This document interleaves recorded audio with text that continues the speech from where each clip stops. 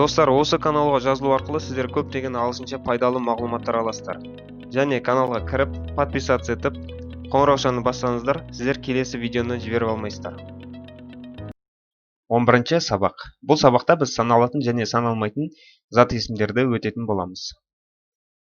Ағылшын тілінде countable және accountable nouns деп саналатын және саналмайтын зат есімді айтады екенбіз. Мысалы, көп деген сөздің өзін екі түрде қолданамыз. Көп деген сөзді ағылшынша саналатын түрі countable-да many деп айтамыз, немесе a lot of деп айтады екенбіз. Ал саналмайтын accountable-да көп деген сөздің мағынасы much немесе a lot of-ды қолданады екенбіз. A lot of-ды екі саналатында, саналмайтында жақтарында қолдансаңыздар болады. Оның мағынасы көп екен. Немесе аз деген сөздің саналатын түрі countable түрі few немесе not many-ді да қолдансаңыздар болады. Ал саналмайтын accountable түрі аз деген сөздің мағынасы little немесе not much дегенді де қолдансаңыздар болады. Және сұрақ қойған кезде қанша деген сұрақта саналатын түрі countable-да how many деп айтасыздар сұрақ қойған кезде. Ал саналмайтын accountable-да how much деп сұрақ қояды екенсіздер. Енді саналатын зат есім мен саналмайтын зат есімге қандай заттар жататынын көрейік. Ең бірінші саналатын зат есімде көп деген many, аз деген few болады екен. Мысалы, days күндер. Күндер саналады. Friend достарды санауға болады. Мысалы, many friend достар көп. A few friend достар аз деген секілді. Children балаларды санауға болады. Many children балалар көп. A few children балалар аз деп. People адамдар санауға болады. Many people адамдар көп. A few people адамдар аз деп. Restaurants ресторандар. Cafes кафелер. Жалпы нені көзбен көріп санай аласыздар, сол саналатын зат есімге жатады, және оған many мен few-ді қолданасыздар. Flowers гүлдер. Енді саналмайтын зат есімде көп деген much болады, аз деген little болады. Және бұл жекеше түрде болады, көпше түрде болмайды. Ал саналатын зат есім көбінесе көпше түрде болады екен. Мысалы, саналмайтын зат есімге мысал келтірейік. Time уақытты біз санай алмаймыз, сол үшін осыған жатады. Money біз мысалы monies деп ақшалар деп айта алмаймыз, money өзі жекеше түрде. Сол үшін саналмайтын зат есім бұл. Love махаббат санай алмаймыз. Milk жалпы құйылып жатқан сүтті санай алмаймыз, Sugar қантты санай алмаймыз. Tea шайды санай алмаймыз. Food тамақты санай алмайды екенбіз. Енді мысалмен көрсетейін. How many car do you have дейді. How деген қалай, many деген көбі. How many болған кезде қанша болады? How many car do you have? Сенде қанша көлік бар дейді. Car'ды көлік деген жалпы санайлатын болғандықтан біз how many-ді қолданып тұрмыз. Many деген. Енді we have дейді. Not much money. Бізде көп ақша жоқ дейді.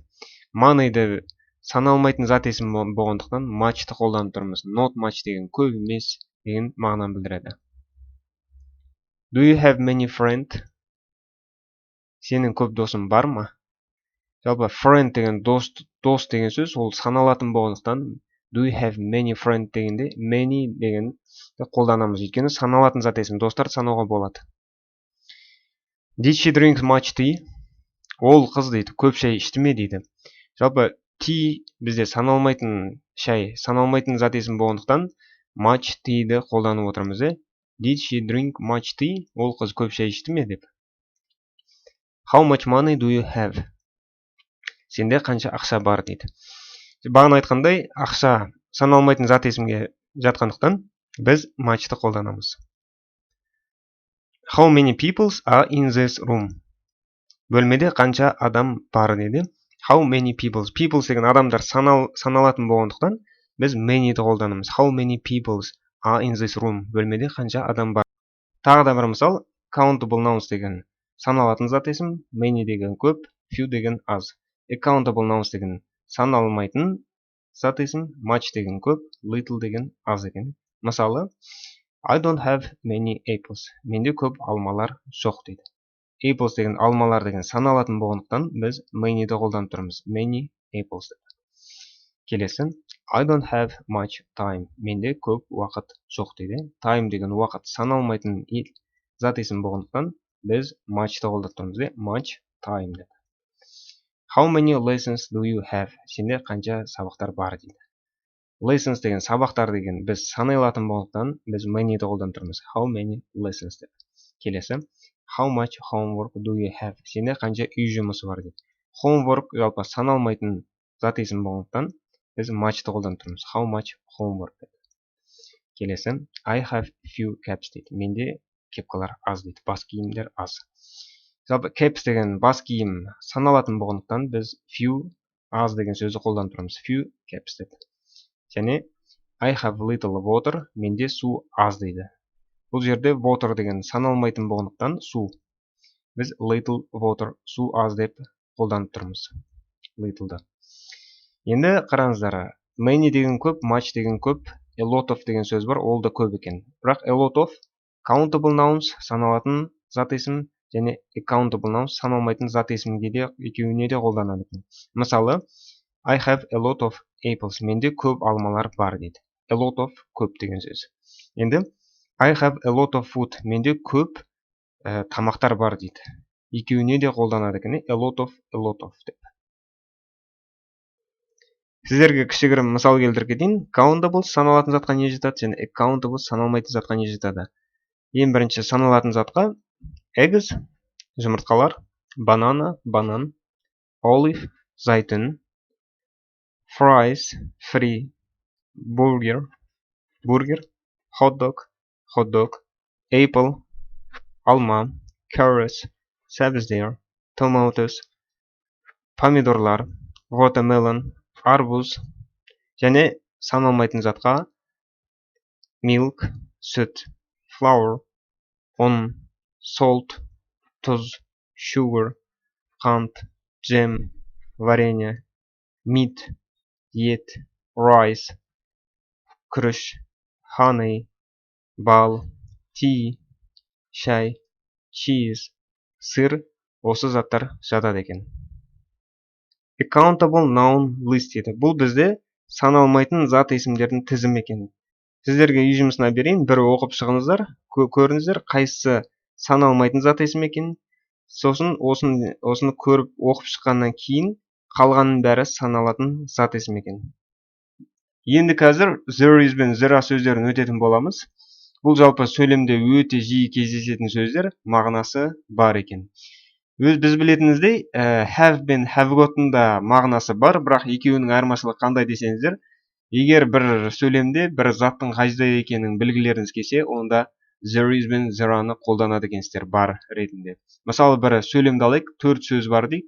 Біріншісі there, екіншісі be деген бар деген сөз, қайерде тұрған, егер жекеше болса, бір зат болса, is'ді қолданасыздар, көп зат болса, аны қолданасыздар. Не тұр дейді үшіншісі, a cat, мысық, cats, мысықтар тұр екен. Төртіншісі қайда тұр дейді. Біріншісі in the room, бөлмеде, екіншісі in the street, көшеде. Енді қараңыздар, бір сөйлем шықты. There is a cat in the room. Мысық бөлмеде бар дейді. Қараңыздар, there is деген бар, a cat деген бір мысықты айтып тұр, in the room деген бөлмеде. There is a cat in the room. Бөлмеде мысық бар дейді. Енді тура осының көпше түрі қалай болады? There are cats in the street. Мысықтар көшеде бар дейді. Cats көпше түрде, in the street көшеде. Сонымен there are cats in the street болады. Көшеде мысықтар бар дейді. Енді осыған байланысты болымды да сөйлем құрап үйреніп көрейік. There is a book on the shelf. Сөреде кітап бар дейді.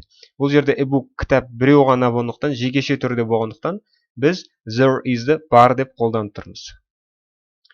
There are 2 books on the shelf. Сөреде 2 кітап бар дейді. Бұл жерде 2 books 2 кітап көпше түрде болғандықтан, біз there are-ны қолданып тұр екенбіз бар деп. There is a large supermarket in the street. Көшеде үлкен супермаркет бар дейді. Көрдіңіздер ғой, бағана айтқандай, бір заттың қай жерде тұрғанын анықтаймыз. Супермаркет көшеде тұрғанын біз біріншіден анықтадық, және супермаркет біреу ғана болғандықтан біз there is-ді бар деп қолданып тұрмыз. There are many hotels in Kazakhstan. Қазақстанда көптеген қонақ үйлер бар дейді. Бұл жерде қонақ үйлер деп біз көпше түрде болғандықтан there are-ны біз бар деп қолданып тұр екенбіз. Енді болымсызда сөйлем құрап үйреніп көрейік. There is not a book on the shelf. Немесе there isn't a book on the shelf деп айтсақ болады. Сөреде кітап жоқ деген сөз екен. Бұл жерде кітап біреу ғана болғандықтан және кітап жоқ деп біз there is not-ты қолданып тұрмыз. There are not cats in the street. Немесе there aren't cats in the street. Көшеде мысықтар жоқ дейді. Бұл жерде мысықтар көпше түр болғандықтан мысықтар жоқ деп there are not-ты қолданып тұр екенбіз. Енді there are not немесе there are no деп айтсақ та болады. There are no players in this team. Бұл командада ойыншылар жоқ дейді. Ойыншылар көпше түр болғандықтан біз there are no деп ойыншылар жоқ деп айтып тұрмыз. There are no flowers in the vase дейді. Вазада гүлдер жоқ. Бұл жерде гүлдер көпше түр болғандықтан there are no деп гүлдер жоқ деп айтып тұр екенбіз. Енді сұрақ жауапқа келейік. Сұрақта біз былай қоямыз. Are there flowers in the vase? Вазада гүлдер бар ма? Бұл жерде flowers гүлдері көпше түр болғандықтан біз are there-ны қолданып тұрмыз. Егер бірақ қана гүл болатын болса flower. Бұл жерде біз is there flower in the vase деп сұрақ қоюшы едік. Енді жауап былай болады. There are flowers in the vase. Вазада гүлдер бар. Бұл жерде гүлдер бар екен айтылып тұрмыз, және қай жерде сол гүл тұрғанын айтылып тұрмыз. Гүлдер көпше түр болғандықтан the are-ны қолданамыз. Енді былай да жауап берсек болады. Yes, they are. Я бар. Немесе no, they are not. Жоқ, бұл жақта деп. Is there a dog on the street? Көшеде ит бар ма? Бұл жерде ит біреу ғана болғандықтан біз is there a dog on the street деп айтып тұрмыз. Көшеде ит бар ма? Бұл жерде иттер болса көпше түрде біз are there a dog on the street деп айтушы едік, сұрақ қоюшы едік. Енді жауабы there is a dog on the street. Я, көшеде ит бар. Бұл жерде бір ит болғандықтан жекеше түрде there is a dog деп айтып тұрмыз. Енді is there hot water? Ыстық су бар ма? Жауап берген кезде yes, there is. Я бар. Немесе тура осы сұрақты қойсақ is there hot water? Ыстық су бар ма? No, there is not деп жауап берсек те болады екен, жоқ деп. Біздің енді осымен сабағымыз аяқталды. Сіздерге сәттілік, келесі сабақта көріскенше.